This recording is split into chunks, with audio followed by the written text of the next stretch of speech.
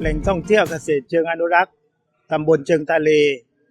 สำหรับตำบลเชิงทะเลนะครับก็มีประวัติความเป็นมาว่าในพื้นที่ของตำบลเชิงทะเลนะครับก็จะมีทั้งหมด6หมู่บ้านนะครับพื้นที่6หมู่บ้านนี่ก็จะอยู่บริเวณ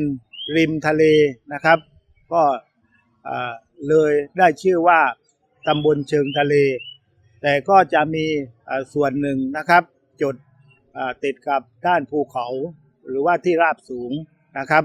ซึ่งสำหรับพื้นที่ของตำบลเชิงทะเลนะครับก็เหมาะในเรื่องของการทำการประมงนะครับแล้วก็ในการประกอบอาชีพการเกษตรแล้วก็มีการประกอบอาชีพรับจ้างอย่างอื่นอีกนะครับ